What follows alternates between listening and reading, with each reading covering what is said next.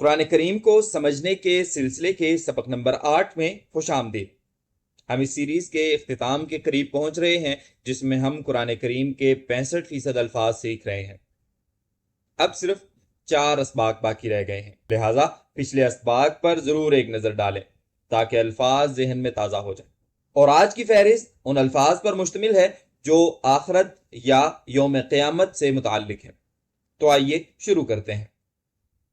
पहला लफ्ज है यौम और इसकी जमा है अय्याम, जिसका मतलब है दिन या दिनों। अगला लफ्ज है यौमइज़, यानी उस दिन या तब। फिर है क़ियामह और इसका मतलब है दोबारा जिंदा किया जाना। और इसके बाद लफ्ज है साअह, जिसका मतलब है एक घड़ी या क़यामत का दिन। अगला लफ्ज है अजल, जिसका मतलब है मुद्दत। इसके बाद है मुसम्मा, यानी मुकर्ररा या मुतअय्यन शुदा। फिर है हिसाब, यानी हिसाब किताब। अगला लफ्ज है अल-आखिरह, यानी आखरत। और इसके बाद है अबदा, यानी हमेशा हमेशा के लिए। फिर है आकिबह, यानी अंजाम। और इसके बाद है जहन्नम या नार, और दोनों का मतलब है दोज़ख या आग। फिर है वैल और इसका मतलब है हलाकत। अगला लफ्ज है इक़ाब और इसका मतलब है सजा या बदला। फिर है अज़ाब, यानी तकलीफ दे सजा। और इसके बाद है अलीम, यानी दर्दनाक। फिर है जज़ा और इसका मतलब है बदला या अजर। इसी माना में एक और लफ्ज है सवाब, जिसका मतलब है अजर या इनाम। आखिर में है जन्नह या जन्नात और इसका मतलब है जन्नत या बाग। तो आइए इन अल्फाज को कुरान करीम की आयात से समझते हैं। हम शुरू करते हैं पहले लफ्ज यौम और इसकी जमा अय्याम से, जिसका मतलब है दिन या दिनों। देखिए ये इन आयात में मौजूद है। फल्लाहु यहकुमु बैनहुम यौमल क़ियामति फ़ीमा कानू फ़ीहि यख्तलिफ़ून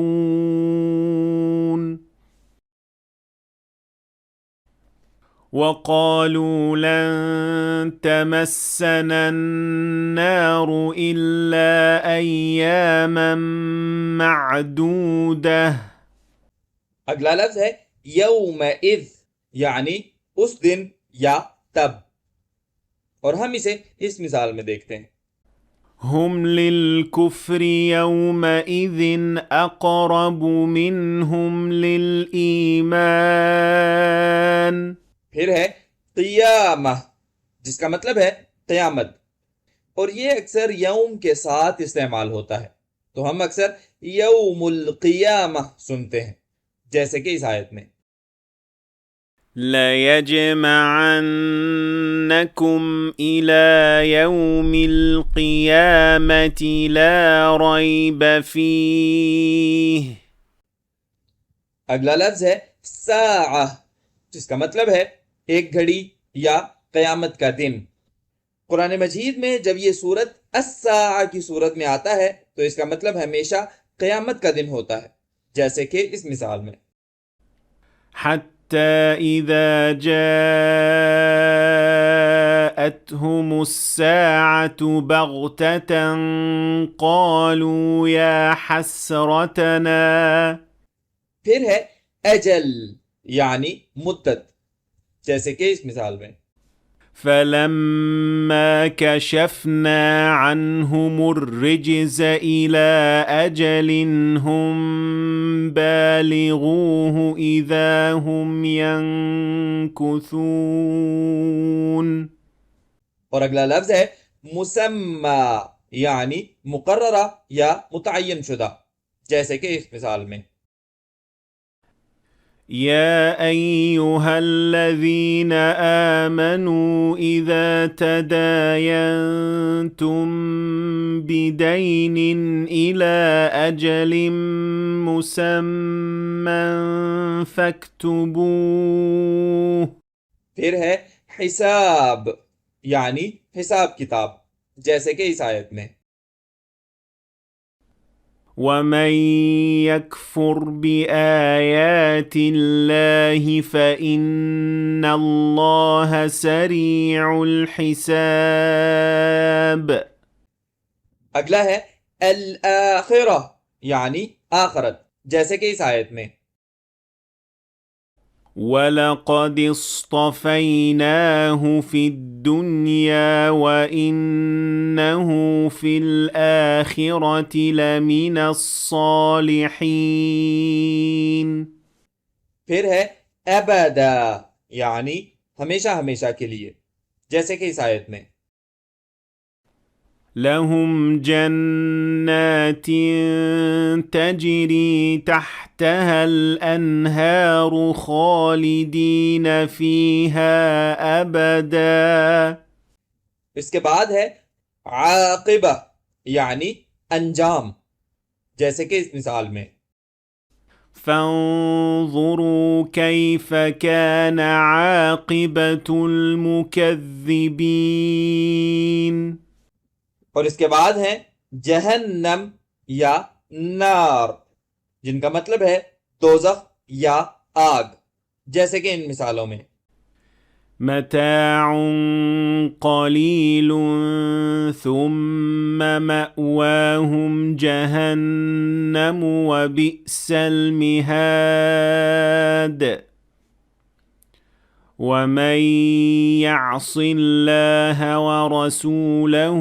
ويتعد حدوده يدخله نارا خالدا فيها फिर है वैल, जिसका मतलब है हलाकत, जैसे कि इस आयत में ويل للذين كفروا من مشهد يوم عظيم फिर है इकाब यानी सजा या बदला, जैसे कि इस मिसाल में إن كل إلا كذب الرسل فحق عقاب और अगला लफ्ज है अजाब यानी तकलीफ दे सजा, जैसे कि इस मिसाल में لهم في الدنيا خزي ولهم في الآخرة عذاب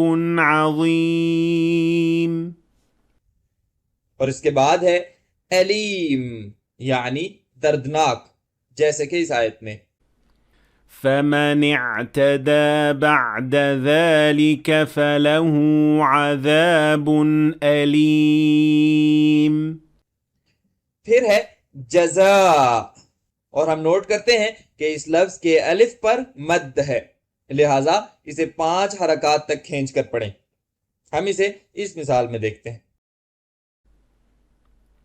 وأما من آمن وعمل صالحا فله جزاء الحسنى फिर है सवाब, जिसका मतलब है इनाम या अजर, जैसे कि इस मिसाल में ومن يرد ثواب الآخرة نؤته منها और आखिर में है जन्नह और जन्नात। दोनों अल्फाज का मतलब एक ही है, यानी जन्नत। और जन्नह बाज औकात बाग के माना में भी इस्तेमाल होता है, लेकिन कुरान मजीद में इसका सबसे ज्यादा इस्तेमाल जन्नत के मफहूम में ही है, जैसे कि इन मिसालों में فمن زحزح عن النار وأدخل الجنة فقد فاز وبشر الذين آمنوا وعملوا الصالحات أن لهم جنات تجري من تحتها الأنهار. और आखिर में हस्बे मामूल सबक की पीडीएफ फाइल के लिए डिस्क्रिप्शन में लिंक को चेक करना ना भूलें। वीडियो देखने का शुक्रिया। मुझे उम्मीद है कि आपने आज कुछ नया सीखा होगा। अगर सीखा है तो इस वीडियो को लाइक और शेयर करें ताकि दूसरे भी फायदा उठा सकें। और अगर आप ऐसी मजीद वीडियोस देखना चाहते हैं तो इस चैनल को सब्सक्राइब करना ना भूलें। वीडियो देखने का शुक्रिया और इंशाअल्लाह मुलाकात होगी सबक नंबर 9 में।